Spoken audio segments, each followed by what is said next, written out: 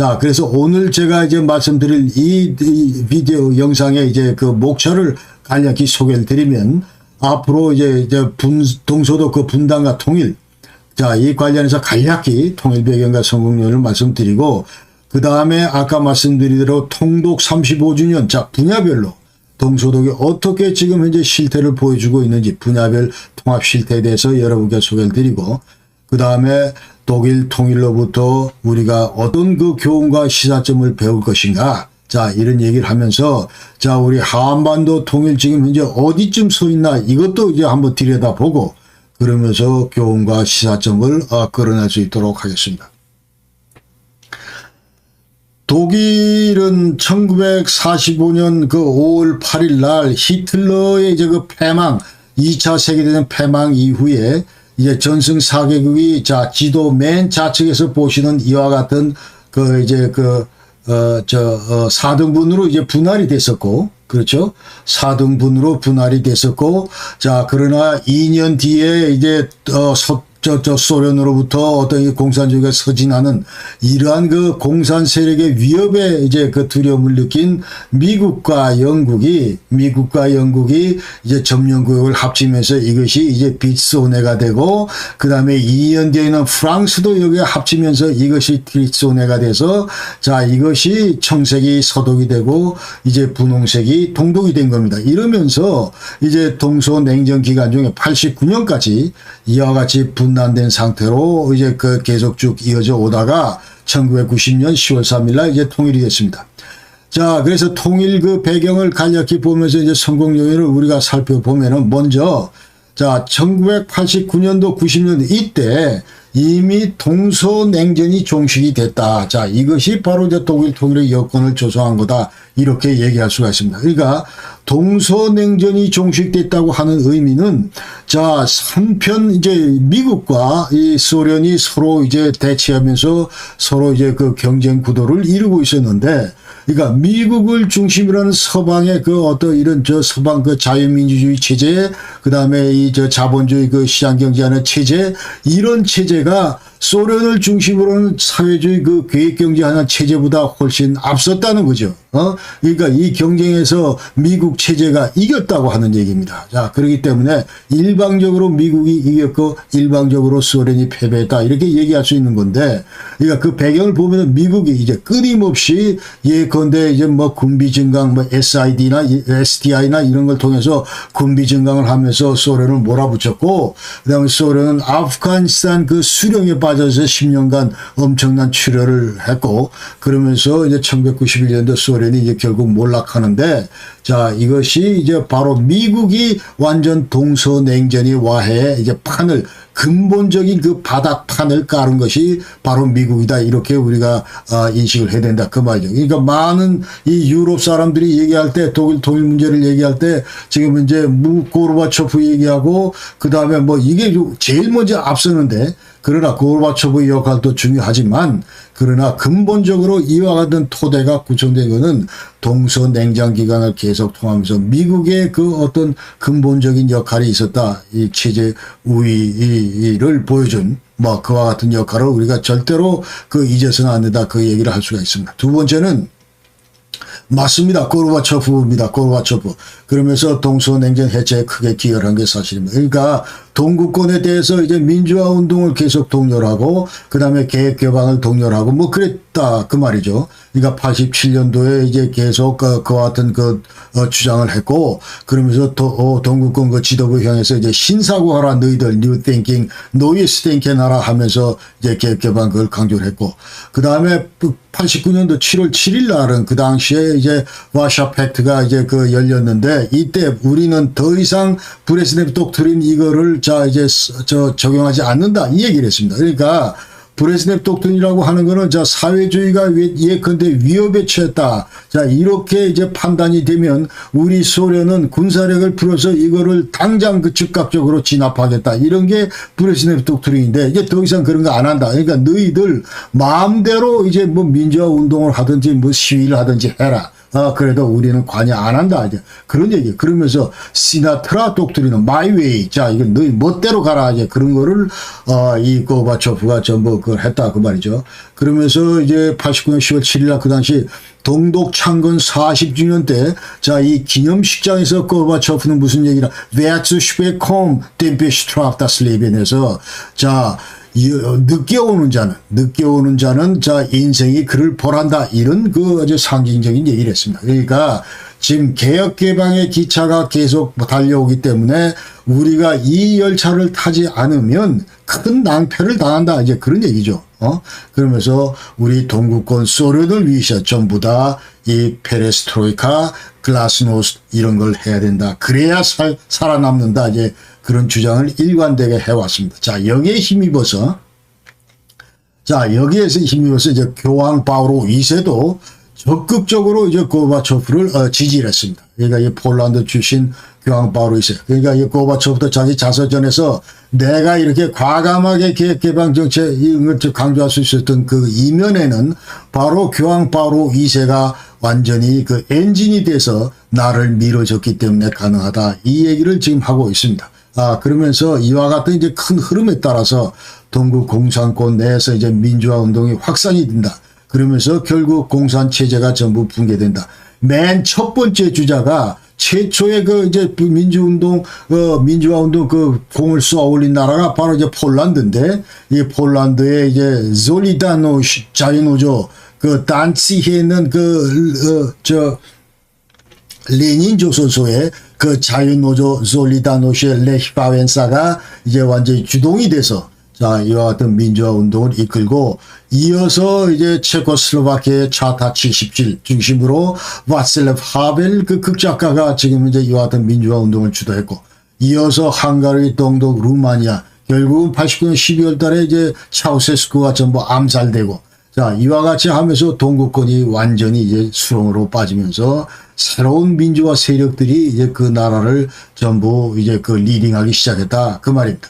자, 그러면 동구권 민주화 이 전통 관련해서 지금 현재 이게 뭐 불과 몇 달 안 됐는데, 자, 89년 여름부터 예컨대 그 가을에 이르기까지, 자, 12월 달까 뭐 이때까지 6개월이 채 안 돼서 이와 같은 민주화 운동이 어떻게 성공할 수 있었는가, 이제 그 얘기. 그러니까 지금 현재 40년 동안 이 소련의 어떤 이 공산 체제에서 전부 신음하던 이와 같은 소련의 위성 국가들이 어떻게 지금 하루아침에 몇 달 사이에 전부 민주화로 돌 수 있었는가. 이게 큰 어떤 이런 관심거리가 될 수밖에 없는 그런 그 주제입니다. 그래서 이 관련해서 얘기를 하면은, 자, 이 오래전부터 2차 대전 발발 이전부터 이제 서구 민주주의 영향권에 전부 들어 있었다. 이 동구권 국가들이 이 얘기를 우리가 할 수 있어야 됩니다. 그래서 이 유럽 같은 경우는 1848년도 그 당시에 이제 민주화 혁명이 있었습니다. 그래서 최초의 그 이태리로부터 출발해서 자, 프랑스로 갔다가 독일로 갔다가 스위스로 갔다가 하면서 무려 유럽의 50여 개국으로 이제 시민주도의 민주주의 혁명, 이런 것들이 이제 프랑스 혁명을 여파로 해서, 자, 그 다음에 산업혁명을 여파로 해서 이런 것들이 이제 완전히 들불 퍼지듯이 전부 번져나갔다. 이 말입니다. 그러면서, 자, 입헌 군주제 이런 것들 전부 폐지하고 우리 시민이 주인이 되는 그런 그 민주국가가 필요하겠다 해서 48년도 이미 이런 혁명이 있었다. 그 다음에 그 완전히 스프링, 뭡니까, 유럽의 그 무슨 봄, 이런 식으로. 자, 이런 스프링 타임이 있었다. 이제 그렇게 얘기할 수가 있습니다. 그리고 그 다음에, 자, 이제 위성국가였던 체코슬로바키아나 이 폴란드 같은 경우에는 이게 원래 오스트리아 헝가리 제국 그 소속이었는데, 그러나 1차 세계대전 패망 이후에 이제 전부 오홍제국이 해체되면서 여기에 뛰쳐나와서 이제 독립국가가 됐는데, 이때 이미 서구가 이런 나라들에 대해서 민주주의를 지원했다는 거예요. 그러면서 이 나라들은 의원 내각제를 그때부터 했다. 이제 그 말입니다. 이제 1918년 그 이후부터 의원 내각제를 해본 그런 경험이 있다. 그 얘기죠. 그 다음에 이 핀란드나 발틱 3국 같은 거, 에스토니아, 리투아니아, 라트비아 뭐 이런 3국 같은 경우도 사실은 러시아 제국 소속이었지만은 1917년도 러시아 제국이 해체되고 나서 그때부터 그 이후에 독립하면서 민주공화국을 수립을 하고 그 다음에 완전히 의원내각제를 해왔다. 언제까지? 1940년 소련에 합병되기 전까지. 그러니까 그 이후에 40년간 소련의 통치, 그 간접적인 통치가 있었지만은, 공산치하의 통치가 있었지만은, 그러나 쉽사리 돌아들 수 있었던 거는 그 이전에 이미 민주주의 냄새를 맡으면서 살아왔기 때문에 가능했다. 이렇게 얘기할 수 있는 거예요. 그러나 우크라이나나 기타 그 소련 공화국도 예컨대 벨라루스나 무슨 카자흐스탄 이런 나라들은 전혀 이제 그런 지원을 못 받고 그런 경험이 없기 때문에 계속 고전해 왔다. 이제 그런 얘기고, 독일 같은 경우도 이제 바이마르 레퍼블릭, 이거는 1차 대전 이후에 이제 성립된 바이마르 레퍼블릭, 이거는 이제 완전히 그 민주공화국입니다. 모든 권력은 국민들로부터 나온다. 이런 것들을 이제 계속 이제 강조했던 그런 그 공화국이고, 그 다음에 그래서 2차 세계대전 발발 직전까지 모든 동구 이 대부분의 국가들은 다 민주주의를 실현해 왔었다. 이렇게 얘기할 수가 있겠습니다.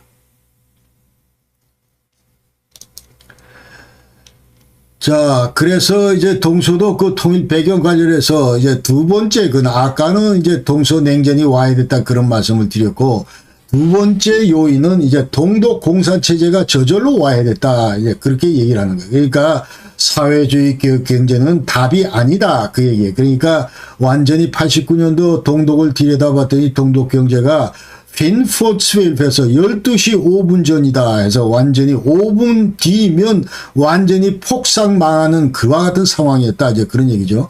여기가 89년도에 서방 외채가 이제 206억 불 된다. 크리스탈 루프트 그 경제장관이 그 얘기를 했는데, 그 해 이제 벌어들였던 모든 그 이익 가지고 이 외채의 어떤 이자 갚기도 급급했다. 이제 그렇게 얘기를 하는 거예요. 그러니까 91년부터 만약 통일이 안 됐으면 그 동독은 채무 불이행 국가로 전락하고 말 것이다. 이렇게 이제 전부 전문가들은 진단합니다. 그리고 동독 주민들이 이제 반체제 어떤 이런 혁명, 평화적 무혈혁명 이런 것들이 이제 큰 역할을 했다는 거죠. 그 다음에 고르바초프가 동독 지도를 불신하고 그 다음에 시민들의 계획 요구 그런 걸 지지를 했다 그런 거죠. 그러니까 동구권에 대해서 아까 고르바초프가 계획 개방을 했는데 이 동독 지도는 말을 듣지 않았습니다. 그리고 딴 집 새로 이사 와가지고 이 벽 도배한다고 그래서 우리도 지금 깨끗한데 도배를 하냐 이러면서 완전히 고르바초프를 이제 완전히 조롱을 했는데, 그때 이미 고르바초프는 생각이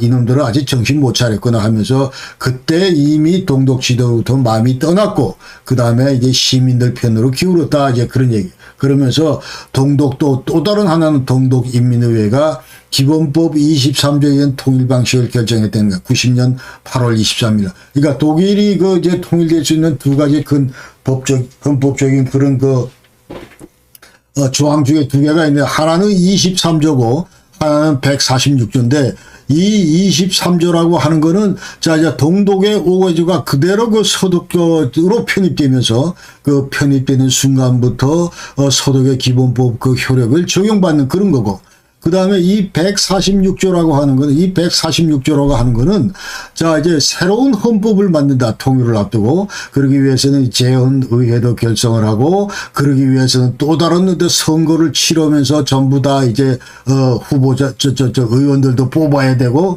어느 청년에 그러냐, 이 말이죠. 그러니까 이 동독의회에서 146조는 이거는 우리가 필요 없고, 23조에 의해서 즉각 편입하겠다. 그러면은 오늘 내가 편입하면 오늘부로 내가 예컨대 독일이 되는 그와 같은 방법을 택한 거죠. 자, 그리고 그 외에도 이제 동독을 여태까지 지탱해 줘 왔던 어떤 바샤팩, 자, 군사 집단 군사 조직 이런 것들도 거의 수명을 다해서 흐느적거리고 있었다. 결국은 91년 6월 말에 이제 전부 해체가 되고 말았는데, 그러니까 더 이상 동독 지도부를 계속 응원하거나 지탱해 줄 수 없는 그런 상황이었다 하는 것입니다. 자, 세 번째는 서독 정부가 대단히 잘했다. 그동안에. 우리가 통일하겠다 하면서 통일의 통째도 꺼낸 적이 없지만, 그러나 이제 언제 닥칠지 모르는 통일에 대비해서 끊임없이 국력 신장을 해왔고, 그 다음에 일관되게 동독 정책, 도이чл란 폴리틱, 이렇게 했다는 거죠. 그 다음에 이제 나치 만행에 대해서 끊임없이 대외적으로 사죄를 하고, 막 이러면서, 자, 내적으로도 이제 모든 역량을 갖추려고 노력을 했고, 외적으로도 어떤 이제 통일에 대한 거부 반응, 이런 것들을 없애려고 노력을 했다. 이러면서 통일 여건을 끊임없이 지속적으로 조성해왔다. 이런 걸 우리가, 평가할 수가 있습니다. 자, 여기서 지금 이제 사진은, 1970년도 그 당시에 수상했던 빌리 브란트 수상이, 자, 이 폴란드를 방문해서 폴란드 게토 봉기탑, 여기에 이제 무릎을 꿇고 나치 만행에 대해서 사죄를 합니다. 그러니까 독일 점령 초기에 이제 폴란드 유태인이 무려 330만 명이 살았는데, 그러나 전후 생존자는 38만 명이고, 대략 290만 명이 전부 2차 대전 기간 중에 히틀러에 의해서 전부 학살당했습니다. 주로 이 사람들이 이제 사망자 수는 이 게토고, 그 다음에 페아니히퉁슬라거, 자, 그 다음에 절멸 어떤 이런 집합소, 콘센트라시온슬라거, 헬모, 벨책, 조비보어, 트리블링카, 마이다닉, 아우슈비츠, 비케나우. 자, 아우슈비츠 여러분 잘 아시죠? 폴란드에 있는, 전부 이 폴란드에 있는 집단 수용소인데, 여기서 전부 이제 290만 명의 폴란드 유대인이 전부 학살당했습니다. 그 외에도 이제 다른 유럽에서 끌려온 유대인들도 많이 학살당했고, 그래서 모두 한 600만 명이 죽었다는 겁니다. 자, 그러면서 서독 정부가 잘한 거는, 자, 국익을 위해서, 자, 국력 신장을 위해서 아데나워가 친서방 정책을 했다. 이제 그렇게 얘기할 수 있어요. 그러니까 국력 신장을 위해서 폴테슈테크 해가지고 통일주도 국력을 배양을 했고, 그 다음에 안보는 철저하게 미국 중심에 이제 나토에 이제 몸을 담고, 그 다음에 경제는 이제 서구 유럽 국가들과 긴밀하게 경제 협력을 하면서 이제 국력을 키워왔다. 그러면서 동서독 국력 격차가 엄청나게 커지게 만들었다. 아데나워가 그렇게 했다. 자, 이걸 바탕으로 해서 빌리 브란트가 이제 오스폴리틱 동방정책을 했는데, 자, 이것을 이제 못 사는 동독 우리가 끌어안자, 교류협력을 강화하자, 이렇게 전부 해서 이제 이것이 나왔다. 이제 그런 거죠. 그러니까 접촉을 통한 평화다. 그 다음에 작은 걸음 정책이다 해가지고 서서히 동독 체제를 변화시키고 유도하자. 이것이 무려 40년이 걸렸다. 이런 얘기입니다. 그래서 독일 통일을 사람들이 얘기할 때, 자, 이것은 이제 헤겔의 변증법에 따라서 정반합으로 발전된 그런 과정이다. 첫 번째 정의 아데나우의 친서방 정책이고, 자, 여기서 국력을 키우고 엄청나게 국력 격차가 벌어진 다음에 이걸 바탕으로 나온 것이 안티테제 반으로 나온 것이 빌리 브란트의 오스폴리틱이다. 자, 그러면서 교류 협력을 제도화하고 계속 18년간 이제 강화하고 이러면서 결국 나온 것이 이제 합으로 예컨대 진테제로 헬무트 콜의 이제 통일이다. 이렇게 얘기를 하는 거예요. 자, 그래서 이런 의미에서 서독 정부는 대단히 그 원칙을 가지고 일관되게 도이칠란 폴리틱 동독 정책 이걸 잘했다. 그 얘기입니다. 그러니까 분단 당시에 독일은 한 번도 통일 정책이라는 게 없습니다. 통일 정책. 우리가 뭐 통일하겠다 그런다고 되는 것도 아니고 전승 4개국에 의해서 전부 다 이제 그걸 갖고 있기 때문에 그런다고 되는 것도 아니고, 그렇기 때문에 일관되게 우리가 동독 정책, 도이칠란 폴리틱, 우리로 치면은, 자, 우리의 한국 정부의 통일 정책이 있고, 우리 한국 정부의 대북 정책이 있고, 통일 정책이라고는 앞으로 이와 같은 그 통일 한국 모습을 그리면서, 예컨대 이제 무슨 뭐 자유민주주의 체제 근간으로 하는 그런 통일을 우리가 지향한다 하면서, 우리가 시장경제 체제를 지향하는 법치주의 체제를 지향, 그런 통일 한국을 그린다 하면서, 자, 그 통일 정책을 세워놓고, 그 다음에, 자, 이 통일 정책과 이제 북한을 그쪽으로 끌어들여야 되기 때문에, 그래서 우리가 이제 북한을 상대로 하는 것이 바로 대북 정책입니다. 그러니까 통일 정책 밑에, 큰 그림 밑에 대북 정책이 있는 거예요. 그러나 독일 같은 경우는 통일 정책이라는 게 없고 아예 대북 정책만, 대동독 정책만 있다. 도이칠란 폴리틱만 있었다. 이제 그렇게 우리가 차별해서 얘기를 할 수가 있습니다. 그리고 이 독일 서독 정부는 이제 제국주의 야심, 옛날 제2의 히틀러 같은 그런 절대로 안 한다. 이제 그런 얘기죠. 그러면서 독일의 유럽화, 자, 이거 하겠다. 이제 제3의 독자길 절대로 안 간다. 독일을 유럽의 큰 틀 속에 이제 그림 속에 집어넣겠다. 그렇게 전부 이제 독일 지도부들이 했다. 이제 그러면서 오더 나이스. 자, 이게 이제 폴란드하고 국경인데 이거 이제 전부 인정한다. 그렇게 얘기를 한 거죠. 그러면서 자, 이 독일을 이제 통일을 볼 때, 우리가 기억할 거는, 아주 유능한 그 지도자들이 이제 독일 통일에 기여한 그 지도자들이 있는데, 제가 볼 때는 가장 먼저 우리가 기려야 될 그런 그 지도자는 미국의 부시 대통령입니다. 미국 부시 대통령이 자, 이게 이 통일 진행 과정에서 대단히 긴밀하게 지금 현재 헬무트 콜과 모든 거를 전부 조율했다. 이런 그런 얘기죠.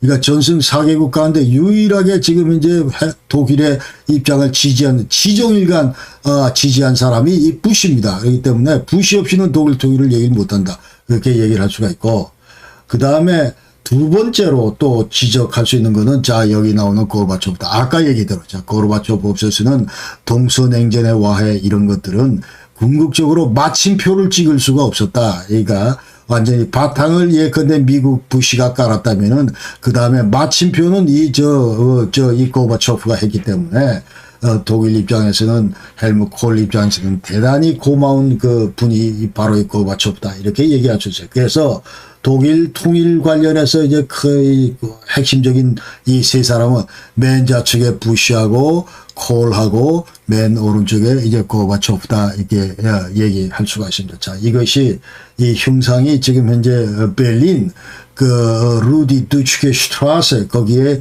지금 현재 이런 것들이 조성이 되어 있습니다.